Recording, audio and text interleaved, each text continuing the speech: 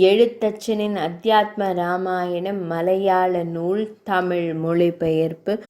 30ஆம் நாள் இறுதி நாள் கடை நாள் கதை தொடர் இனிதே துவங்குகிறது. அயோத்தியா பிரவேசம். அயோத்திக்குள் நுழைதல். எதிரிகளை அழிக்கும் சத்ருக்னாழ்வாரிடம் பரதாழ்வார் மிகுந்த மரியாதையுடன் இவ்வாறு கட்டளையிட்ட பின்னர் பூஜைக்குரிய நாதனான ராமபிரான் எழுந்தருளும் போது நாடு முழுவதையும் அலங்கரிக்க வேண்டும். எல்லா திருக்கோயில்களிலும் பூஜைகளுடனும் மாலையில் தீப வரிசைகள் ஒளியுடனும் விளங்க வேண்டும். சூதர்கள், வைதாளிகர்கள், வந்திகள், துதிபாடுபவர்கள் அனைவரும் வந்து புகழ வேண்டும். அனைத்து பாத்தியங்களும் முழங்கப்பட வேண்டும். எல்லோரும் வரவேற்பிற்கான பாத்தியம் முதலான உபச்சாரங்களை சித்தமாக வைக்க வேண்டும். அரண்மனை பெண்களும் அமைச்சர்களும் குதிரைகள், யானைகள், தேர்கள், படைகள் அடங்கிய சதுரங்க சேனைகளும் ஆயத்தமாக வேண்டும். அலங்காரமும் வரவேற்பும். அனைவரும் பெண்களுடன் வந்து நகரை அழகாக அலங்கரிக்க வேண்டும். வீதிகளெல்லாம் பெருக்கி தூய்மை செய்து கொடிகளையும் தோரணங்களையும் ஏற்றி வைக்க வேண்டும். பூரண கும்பங்கள், தூபதீபங்கள் ஆகியவற்றை பட்டணத்தின் நுழைவு வாயிலில் அனைவரும் விரைந்து சித்தமாக வைக்க வேண்டும். மக்களின் வருகை. முனிவர் கூட்டமும் அந்தணர்களும் வீரமிக்க அரசர்களும் குழந்தைகள் முதல் பெரியவர்கள் வரையிலான நகர மக்கள் அனைவரும் பகவான் ஸ்ரீ ராமபிரானை அழைத்து கொண்டு வர வேண்டும் என்றும் கேட்டுக்கொள்ளப்படுகிறார்கள். பரதாழ்வாரின் கட்டளையும் பயணமும். பரதாழ்வாரின் ஆணைப்படி சத்ருக்னாழ்வார் பாதைகளை எல்லாம் மிக அழகாக அலங்கரித்தார். ராமபிரானை அழைத்து வருவதற்காக அயோத்தி மாநகரில் மக்கள் திரண்டனர். படை அணிவகுப்பு. 10,000 பட்டத்து யானைகள், 10,000 தேர்கள், 1,00,000 குதிரைகள் மற்றும் 5 லட்சம் காலாட்படைகள் அணிவகுத்தன. அரண்மனை பெண்களும் தேர்களில் ஏறி ராமபிரானை வரவேற்க முன் சென்றனர். பரதாழ்வாரின் பக்தி. பரதாழ்வார் ராமபிரானின் பாதுகையை தன் சிரத்தினில் தாங்கிக் கொண்டு பாதத்தால் நடந்து தொடங்கினார். அவருடன் அன்பு நிறைந்த இளவலான சத்ருக்னாழ்வாரும் நடந்து சென்றார். புஷ்பக விமானத்தின் வருகை. அந்நேரத்தில் முழு நிலவை போல மிகவும் அழகிய புஷ்பக விமானம் தூரத்தில் வருவது தென்பட்டது. அதனை கண்டு மகிழ்ச்சியடைந்த வாயுபுத்திரனான அனுமன் நகர மக்களிடம் அந்த சுப செய்தியை கூறினார். பிரம்மதேவரால் படைக்கப்பட்ட புஷ்பக விமானத்தின் மீது தாமரை கண்ணனான பகவான் ஸ்ரீ ராமபிரானும் தேவி சீதையும் லக்ஷ்மண சுவாமியும் சுக்ரீவன் அரக்கர்களின் தலைவன் விபீஷ்ணாழ்வார் முதன்மையான பெரும் சேனையுடன் வீற்றிருப்பதை காணுங்கள். அந்த பரமானந்த வடிவினனும் தாமரை கண்ணனும் பரம புருஷோத்தமனுமான இறைவனை காண்பீராக. அப்போது மக்களின் மகிழ்ச்சியால் உண்டான பேரொளி மேகமண்டலம் வரை வேகமாக உயர்ந்தது. சிறுவர், முதியவர், பெண்கள், இளைஞர்கள் என அனைவரும் எழுப்பிய ஆரவார கூச்சலை வார்த்தைகளால் விவரிக்க இயலாது. யானை, குதிரை, ரதங்களில் இருந்து அனைவரும் நிலத்தில் இறங்கி வணங்கினார்கள். அழகிய விமானத்தின் உச்சத்தில் வீற்றிருப்பவரும் உலகிற்கெல்லாம் காரணகர்த்தாவுமான ஸ்ரீ ராமபிரானை கண்டு பரதாழ்வாரும் மேருமலையின் உச்சியில் ஒளிரும் சூரியனை கண்டது போல விளங்கினார். புருஷோத்தமனான பகவான் ஸ்ரீ ராமபிரானின் ராமச்சந்திரமூர்த்தியின் கட்டளையால் அந்த புஷ்பக விமானமும் மெல்ல கீழே இறங்கியது. பரதாழ்வாரும் ஆனந்த வெளிநீருடன் தன் இளவலுமான சத்ருக்னாழ்வாருடனும் விமானத்தில் ஏறினார். தன் பாதங்களில் பணிந்து வணங்கிய இளவல்களை வேந்தனான பகவான் ஸ்ரீ ராமபிரான் மார்போடு அணைத்து கொண்டார். நீண்ட காலத்திற்கு பின்னர் கண்ட தன் தம்பிகளை இறுக்கமாக தழுவி கொண்டார். மகிழ்ச்சி வெளிநீர் தாரையாக தம்பிகளின் மீது பொழிந்து பேரன்பை பொழிந்தார் பகவான் ஸ்ரீ ராமபிரான். அன்பு பெருகிய அந்த வேளையில் சத்ருக்னாழ்வாருக்கு மூத்தவனான பரதாழ்வாரின் பாதங்களை பக்தியுடன் லக்ஷ்மண சுவாமி உடனடியாக பணிந்து வணங்கினார்.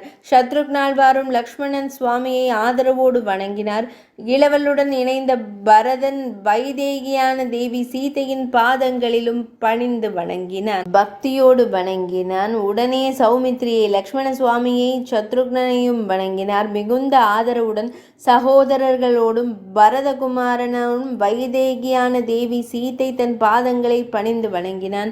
சுக்ரீவன், அங்கதன், ஜாம்பவான், நீலன், மைந்தன், விவிதன், சுஷேனன், தாரன், கஜன், கவயன், கபாக்ஷன், நளன், வீரன், ரிஷபன், சரபன், பனசனும், சூரன், வினதன், விகடன், ததிமுகன், குரூரன், குமுதன், சதபலி, துர்முகன், சாரணனாகும் வேததர்சி, சுமுகனும் தீரனாகும் கந்தமாதனன், கேசரி மற்றுமுள்ள கபிநாயகர்களையும் மிக்க ஆனந்தத்துடன் இறுக தழுவிக்கொண்டார். மாருதியின் வார்த்தையால் பரதனும் மனித வேடம் தரித்தனர். வானரர்களும் மகிழ்வோடு நலம் விசாரித்து மகிழ்ச்சியுடன் கூடி வசித்தனர். அவர்களும் சுக்ரீவனை அன்போடு தழுவிக்கொண்டு தழுதழுத்த குரலில் கூறினார் பரதாழ்வாரும், நிச்சயமாக தம்முடைய உதவியால் தான் பகவான் ஸ்ரீ ராமபிரான் பெருமைக்குரிய ராவணனை அழித்தார் என்பதும் 4 புதல்வர்களும் தசரத பெருமான் போன்று தாமரை கண்ணனாகிய உம்மையே அடைந்தனர் என்பதும் 5 சகோதரர்கள் எங்களுக்கு தாம் என்பதில் சிறிதும் ஐயமில்லை என்று அறிந்து கொள்வீராக. துயருற்ற அன்னை கௌசலையின் பாதங்களில் ராகவேந்திரனை பின்பற்றி பரதாழ்வாரும் நமஸ்கரித்தார். மகனை அன்புடன் தழுவியதில் அன்னையின் மார்பில் பால் சுரந்தது. அக்கணமே தேவி கைகேயியான பெற்ற தாயையும் காக்குஸ்தனான ராமபிரான் சுமித்ரையின் பாத கமலங்களையும் வணங்கி மற்ற தாயார்களையும் வணங்கி வந்தவர்களை தழுவி அரவணைத்தார். லக்ஷ்மண சுவாமியும் தாயாரின் பாதங்களை வணங்கினார். மனமுருகி அவர்களும் அவரை தழுவி கொண்டனர். சீதையும் தாயை வணங்கினாள். மகிழ்ச்சியுடன் அவர்களும் அவளை தழுவி கொண்டனர். சுக்ரீவன் முதலியோரும் வணங்கி நிற்க முன்னால் அடக்கத்துடன் நின்றாள் தாரை. பக்தி பரவசமடைந்த பரதாழ்வாரும் மனமுருகி பாதுகைகளையும் ஸ்ரீ ராமபிரானின் பாதார விந்தங்களில் திருவடிகளில் சேர்த்து தரையிலேயே பணிந்து வணங்கினார். அரசானது தாயார் தந்தது எனினும் முன்பு நான் பூஜ்யரான தம்மிடம் சமர்ப்பித்து விட்டேன். இன்று என் பிறவி பயனுள்ளதாயிற்று. நான் நிச்சயமாக தன்யனானேன்.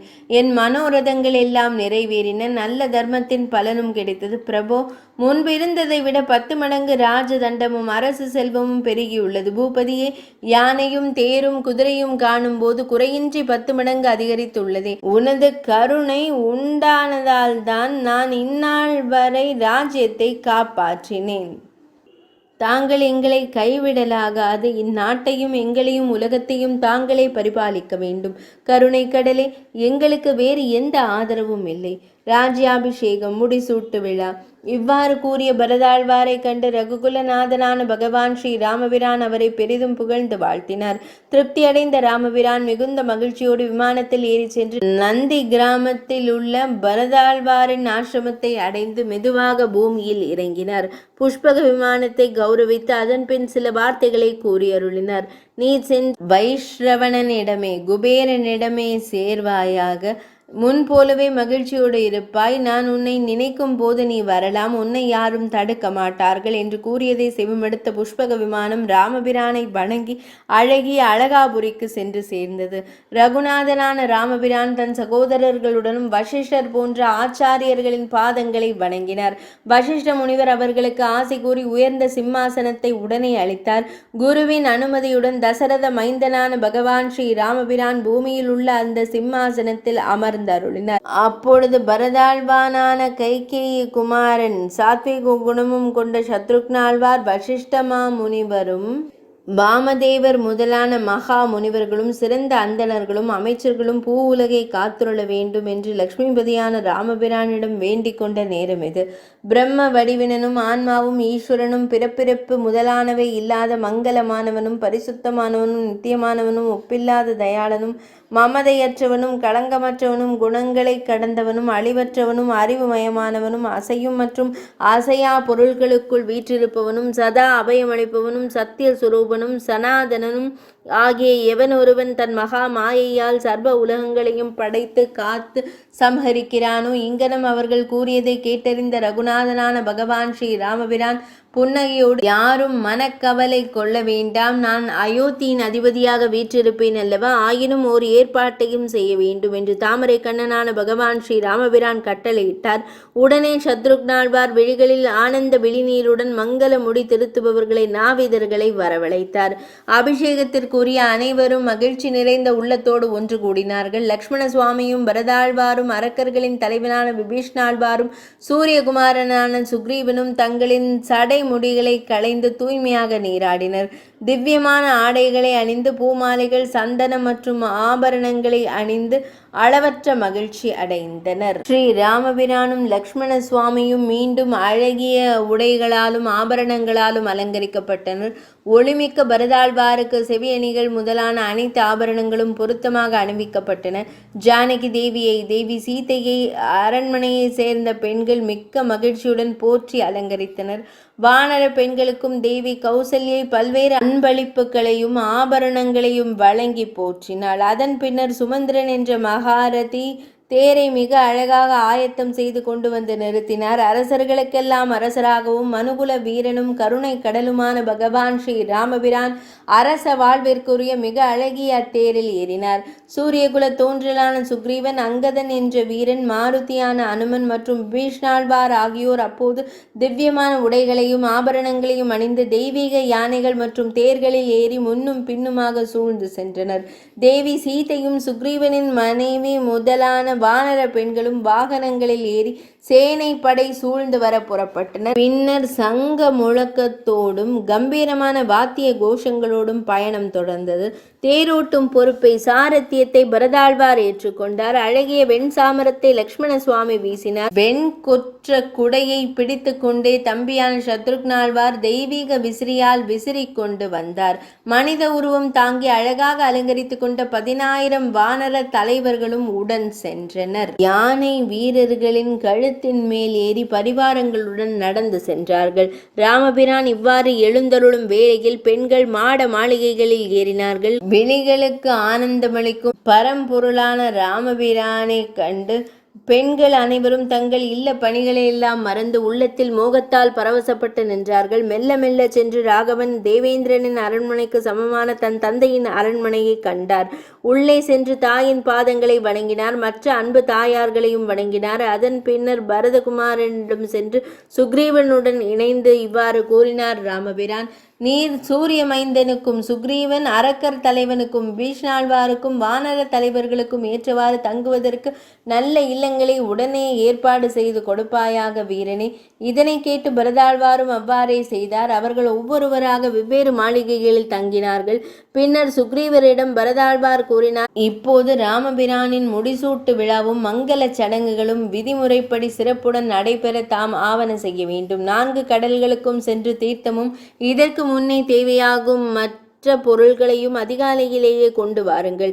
அப்படியென்றால் ஜாம்பவானும் வாயுபுத்திரனான அனுமனும் அங்கதனும் சுஷேனனும் தாமதிக்காமல் பட்டாபிஷேக காட்சி. பொன் கலசங்களில் மலையிலும் பர்வதத்திலும் உள்ள வாசனை திரவியங்கள் மற்றும் நீர் நிரப்பி அஞ்சாத நாயகர்கள் பலர் அவ்வாறு கொண்டு வந்தனர். புண்ணிய நதிகளின் தீர்த்தங்கள், புஷ்கரம் முதலான பிற புண்ணிய தீர்த்தங்களின் புனித நீர் ஆகியவை வரவழைக்கப்பட்டன. பிற வழிபாட்டு பொருள்களும் வானர கூட்டங்களால் உடனேயே கொண்டு வரப்பட்டன. சத்ருக்னாழ்வாரும் தாய்மாமனும் இணைந்து பிற தூய்மையான மங்கள பொருட்களை சேகரித்து வைத்தனர். ரத்தின சிம்மாசனத்தில் பகவான் ஸ்ரீ ராமபிரானை அமர வைத்து அவருடைய இடது பாகத்தில் அவருடைய மனைவியான தேவி சீதையை அமர்த்தினர். வாமதேவர், ஜாபாலி, கௌதமர், வால்மீகி ஆகிய முனிவர்களுடன் குரு வசிஷ்டர் பிற சிறந்த அந்தணர்களும் இணைந்து தசரத குமாரனான பகவான் ஸ்ரீ ராமபிரானுக்கு பட்ட அபிஷேகம் செய்து வைத்தனர். 1008 பொன் கலசங்களில் இருந்த புனித நீரால் தேவ மரங்களும் யக்ஷர்களும் வானர வீரர்களும் சூழ வாழ்த்தி அபிஷேகம் செய்தனர். அங்கதனும் விபீஷ்ணாழ்வாரும் ரத்தினங்கள் பதிக்கப்பட்ட கைப்பிடி கொண்ட சாமரம் வீசினர். வீரன் சத்ருக்னன் வெண்கொற்ற குடையை பிடித்தான். சத்திரிய வீரர்கள் உபச்சாரங்களை செய்தனர். திசை காவலர்களும் லோகபாலகர்கள் தேவர்களும் உபதேவதைகளும் ஆகாயத்தில் கூடி நின்று புகழ்ந்து பாடினர். தேவேந்திர ஒரு திவ்யமான மாலையை வாயுபுத்திரனான அனுமனின் கரத்தில் கொடுத்து மனுகுலநாதனான ராமபிரானிடம் கொடுத்து அனுப்பினான். எல்லாவித நவரத்தினங்களாலும் ஒளி வீசும் அந்த திவ்ய மாலையை உலகினை ஆளும் ராமபிரானுக்கு அணிவித்து அலங்கரித்தனர். தேவர்கள், கந்தர்வர், யக்ஷர்கள் மற்றும் அப்சர பெண்கள் அனைவரும் தேவாதி தேவனான ஸ்ரீ ராமபிரானை வழிபட்டனர். முழு பக்தியுடன் பூமலை பொழிந்து கருணை கடலான அப்பெருமானை அனைவரும் துதித்தனர். அருகு போன்ற பச்சை நிறமுடையவன், அழகிய உருவம் கொண்டவன், பரமபதத்தை அளிக்க வல்ல பார்வையும் கோடி சூரிய பிரகாசமும் உடையவன், மாலையும் கிரீடமும் அணிந்து விளங்கும் ராகவன், மன்மதனுக்கு இணையான பேரழகன், மனதை கவர்பவன், பீதாம்பரம் அணிந்த சுந்தரன், சீதா தேவியை தன் இடதுபுறம் இருத்தி ராஜராஜேந்திரனாக ரவிகுல நாயகனாக சூரிய வம்சத்தில் உதித்தவனாக, ராவணனை அழித்தவனாக, தயாளனாக, அடியார்களின் விருப்பங்களை நிறைவேற்றுபவனாக விளங்கும் பகவான் ஸ்ரீ ராமபிரானை மகாதேவனான சிவபெருமான் தேவியுடன் பணிந்து துதிக்கத் தொடங்கினார். சக்தி சமேதனான ராமபிரானுக்கு நமஸ்காரம். ஷியாமள கோமள ரூபமுடைய தமக்கு நமஸ்காரம். ஆதி மத்திய அந்தமில்லாதவனுக்கு நமஸ்காரம், வணக்கம். வேத சுரூபியான ராமபிரானுக்கு வணக்கம். வேதாந்தங்களால் அறியப்படுபவனும் நித்தியமானவனுமாகிய பகவான் ஸ்ரீ மகாவிஷ்ணுவிற்கே நமஸ்காரம். இவ்வாறு சந்திர சூடனான சிவபெருமான் புகழ்ந்து துதித்த வேளையில் தேவேந்திரனும் பக்தியுடன் துதிக்கத் தொடங்கினான்.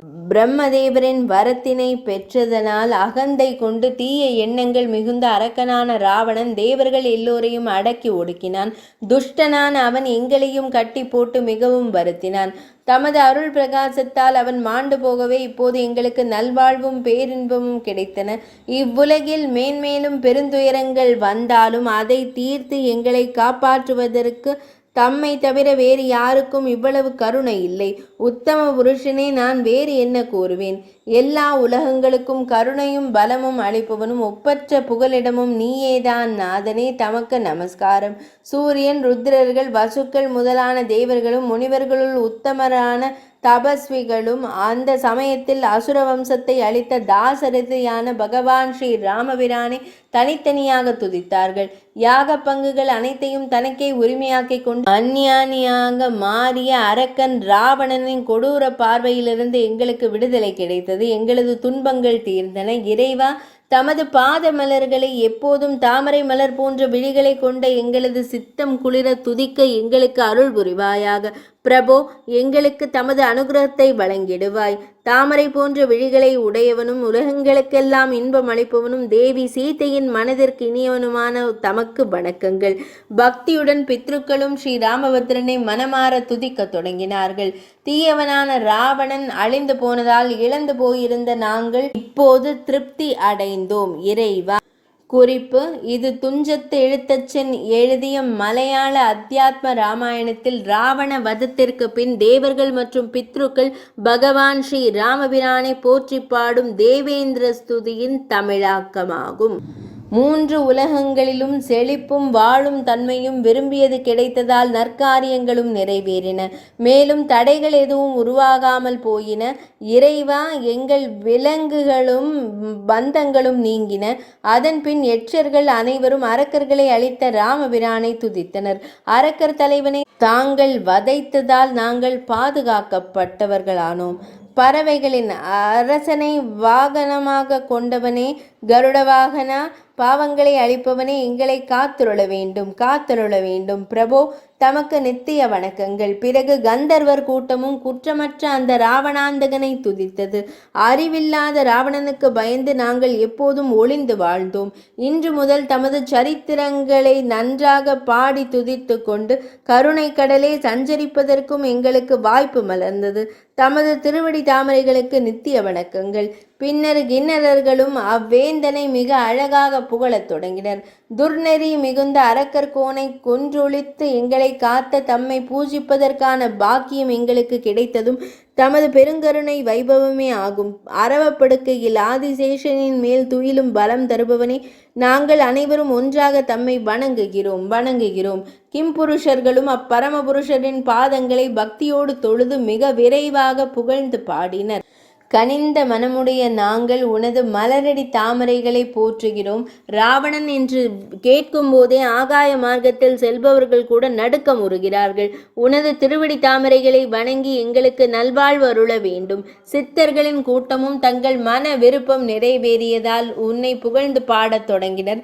போரில் 10 தலைகளை கொண்ட ராவணனை கொன்று எங்கள் சித்த கவலையை தீர்த்த கருணை கடலே, செந்தாமரை போன்ற பாதங்களை கொண்டவனே, உனக்கு என்றும் நமஸ்காரம். வித்யாதரர்களும் மிகுந்த மரியாதையுடன் உரை நடையினாலும் செய்யுள்களினாலும் உன்னை புகழ்ந்தனர். அறிவுள்ள மனிதர்களாலும் அறிய முடியாத தத்துவ ரூபமே பரமாத்மாவே, தமக்கு நமஸ்காரம். அழகிய உருவம் கொண்ட அப்சர பெண்களின் கூட்டமும் சாரணர்களும் உரகர்களும் நாகர்களும் மருத்து கூட்டத்தினரும் தும்புரு நாரதர் குஹ்யகர்களின் கூட்டமும் ஆகாயத்தில் சஞ்சரிப்பவர்களும் மற்றும் பிறரும் துதித்தனர். தெளிவான எழுத்துக்களாலும் இனிமையான சொற்களாலும் திருப்தியடையும் வண்ணம் துதித்த பின்னர் ஸ்ரீ ராமச்சந்திர மூர்த்தியின் திருவருளால் அனைவரும் தங்கள் விருப்பங்கள் நிறைவேறி தங்கள் சொந்த இருப்பிடங்களை சென்றடைந்தார்கள். தாரக பிரம்ம தியானத்தினாலும் தங்கள் துன்பங்கள் அனைத்தும் நீங்கி வாழ்ந்தார்கள்.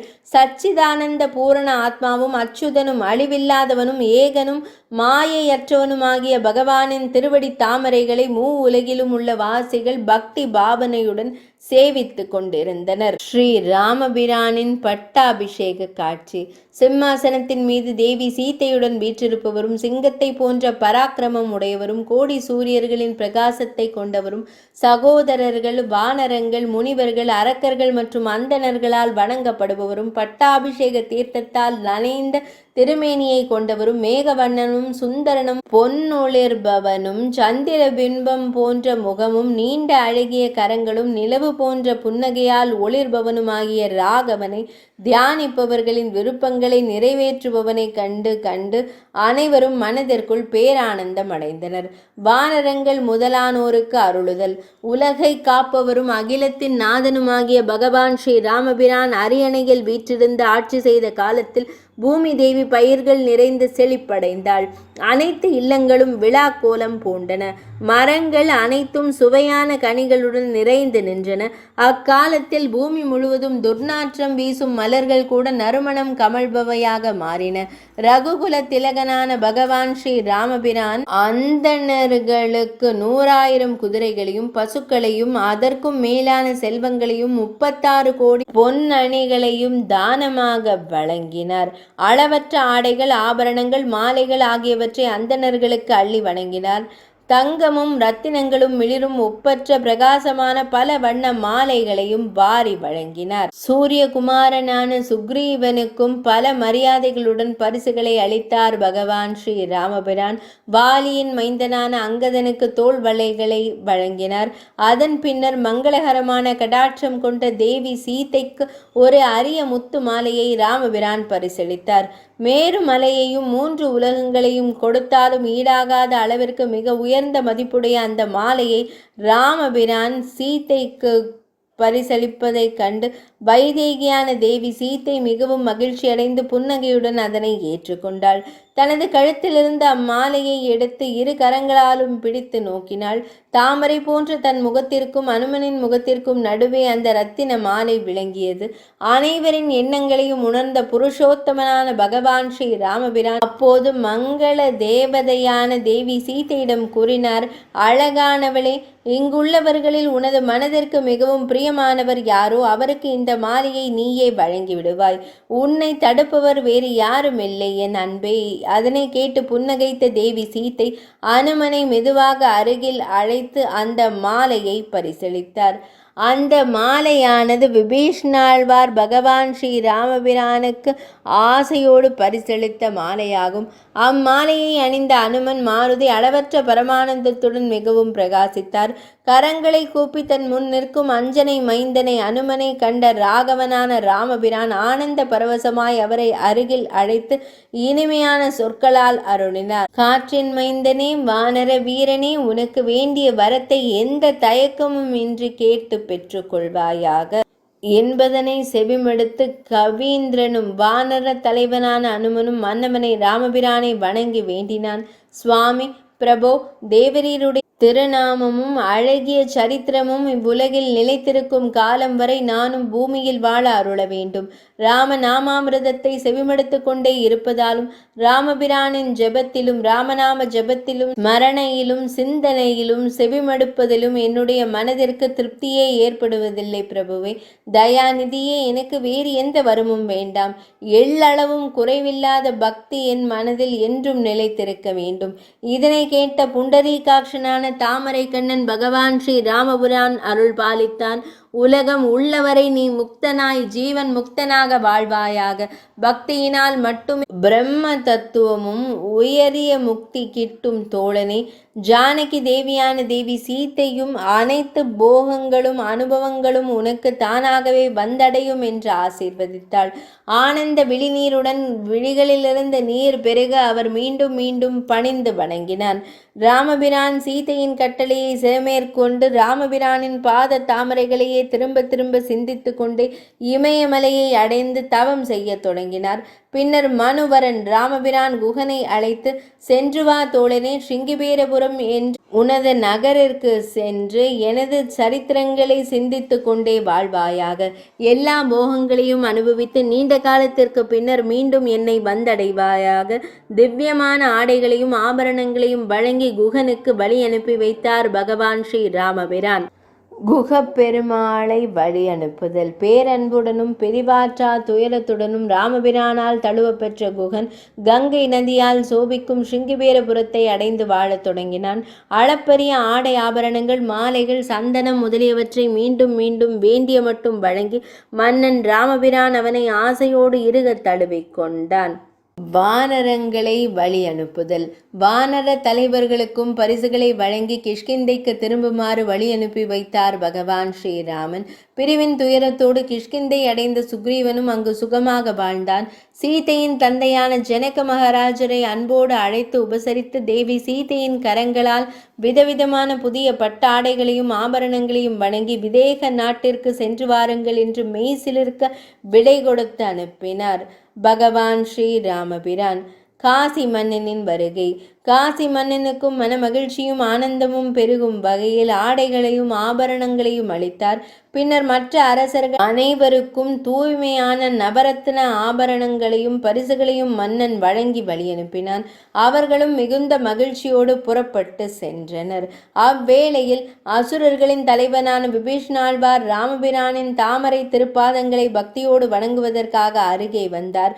அப்போது பகவான் ஸ்ரீ ராமபிரான் கூறினார், நீ எனக்கு நல்ல நண்பனாக துணை இருந்ததால் தான் என்னுடைய பகையை முழுமையாக என்னால் வெல்ல முடிந்தது. ஸ்ரீ ராம பட்டாபிஷேகத்திற்கு பின்னர் ராமபிரான், குகன், சுக்ரீவன், வானரங்கள், ஜனக மன்னர், காசி மன்னன் மற்றும் விபீஷ்ணாழ்வாருக்கு பரிசுகள் வழங்கி வழி அனுப்பும் இராமாயண காட்சி இதுவாகும்.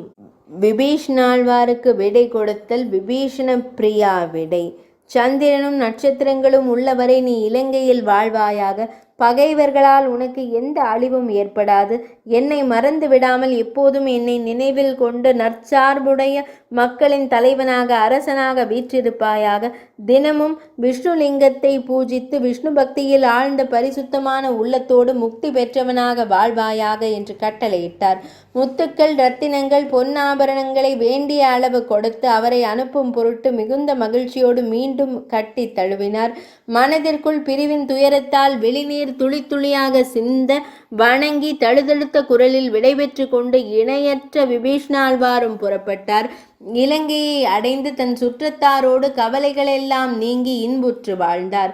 ஸ்ரீ ராமபிரானின் ராஜ்ய பார பலன். ஸ்ரீ ராமராஜ்யம். ஸ்ரீ ராமபிரானின் ஆட்சி சிறப்பு. ராமராஜ்யம். ஜானகி தேவியுடன் இணைந்து ராகவனான பகவான் ஸ்ரீ ராமபிரான் பேரானந்தத்தோடு அரச போகங்களை அனுபவித்து அஸ்வமேதம் போன்ற பல யாகங்களை செய்து உலகெல்லாம் போற்றும் தூய்மையான புகழை ஓங்கச் செய்தார். தன் மக்களுக்கு முழுமையான சுகத்தையும் அமைதியையும் தந்து அனைத்து உலகங்களையும் சீரோடும் சிறப்போடும் பரிபாலனம் செய்தார். பெண்களுக்கு கைம்பெண்மை வைதவ்ய துயரம் இருக்கவில்லை.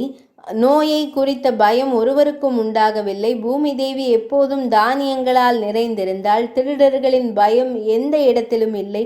குழந்தை பருவத்திலேயே எவரும் மரணமடைவதில்லை.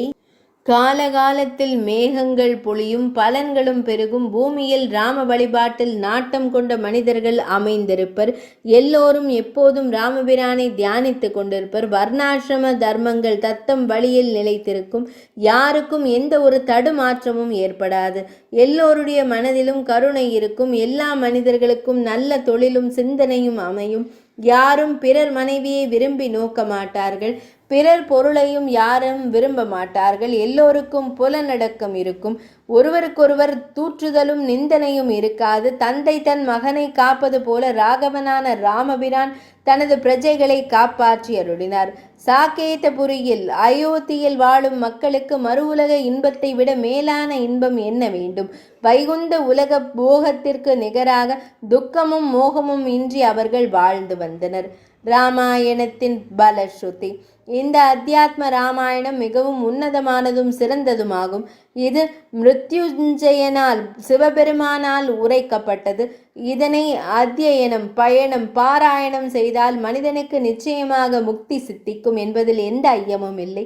இது நட்பையும் தனத்தையும் தானியத்தையும் புக்தியையும் பெருக்கும், பகைவர்களை அழித்து ஆரோக்கியத்தை அதிகரிக்கும், நீண்ட ஆயுளையும் தர்மத்தையும் தரும் புனிதமானது, மிகவும் சுகத்தை தருவது மற்றும் அனைத்து விரும்பிய சித்திகளையும் அளிப்பது. பக்தியுடன் இதனை படித்தாலும் அல்லது செவிமடுத்தாலும் அந்த கணமே அவர்கள் கொடிய பாவங்களில் இருந்து விடுபடுவார்கள். செல்வத்தை விரும்புபவர் பெரும் செல்வத்தையும், மகனை விரும்புபவர் நல்ல மகனையும் பெறுவார்கள். எடுத்த காரியங்கள் அனைத்திலும் வெற்றி சித்திக்கும். கல்வியை விரும்புபவர் மகா அறிவாளியாக மாறுவார். குழந்தை இல்லாத பெண் இதனை செவிமெடுத்தால் அவளுக்கு நிச்சயம் நல்ல குழந்தை பாக்கியம் கிட்டும். சிறைப்பட்டவன் கட்டுகளிலிருந்து விடுதலை பெறுவான். செல்வத்தை நாடுபவன் இதனை செவிமெடுத்தால் சிறந்த செல்வந்தனாவான். தீய குணங்கள் அனைத்தையும் வெல்ல முடியும். துக்கப்படுபவன் இதனை செவிமெடுத்தால் மகிழ்ச்சி அடைவான். பயந்தவன் இதனை செவிமெடுத்தால் பயமற்றவனாவான். நோயாளி இதனை செவிமெடுத்தால் நோயற்றவனாவான். பேய்கள் மற்றும் விதியால் ஏற்படும் துன்பங்கள், மன துயரங்கள் அனைத்தும் அகலும் என்பது உறுதி. தேவர்கள், பித்ருக்கள், முன்னோர்கள் மற்றும் சிறந்த முனிவர்கள் ஆகிய அனைவரும் மிகுந்த மகிழ்ச்சி அடைவார்கள். பாவங்கள் அனைத்தும் அகலும். அது மட்டுமல்லாது தர்மம், அர்த்தம், காமம், மோட்சம், அறம், பொருள், இன்பம், வீடு பேறு சித்திக்கும். பரமேஸ்வரனான சிவனார் மலைமகளுக்கு அன்னை பார்வதி தேவிக்கு அன்புடன் உபதேசித்த இந்த அத்தியாத்ம ராமாயணத்தை தினமும் தூய மனதுடனும் குரு பக்தியுடனும் படித்தாலும் அல்லது மகிழ்வுடன் செவிமடுத்தாலும் அனைத்து ஆசைகளும் நிறைவேறும் என்பது பேரானந்தம் தரும் முழுமையான பரம சத்தியமாகும். கதை அனைத்தையும் கூறி அமைதியானது பெண் கிளியும். மனத்தெளிவோடு செவிமடுத்தனர் மாந்தர்களும் பெரியோர்களும். இவ்வாறாக அத்தியாத்ம ராமாயணத்தில் உமா மகேஸ்வர உரையாடலில் யுத்த காண்டம் நிறைவடைந்தது. ஹரிஷி கணபதியே நமக. அபிக்னமஸ்து. எவ்வித இடையூறுமின்றி சுபமாக நிறைவடைந்தது. எழுத்தச்சனின் அத்தியாத்ம ராமாயணத்தின் ராமாயண மாதமாகிய இன்றைய கடை நாள் பாராயணம் அயோத்தி தெய்வங்களின் திருவருளால் இனிதே நிறைவடைந்தது.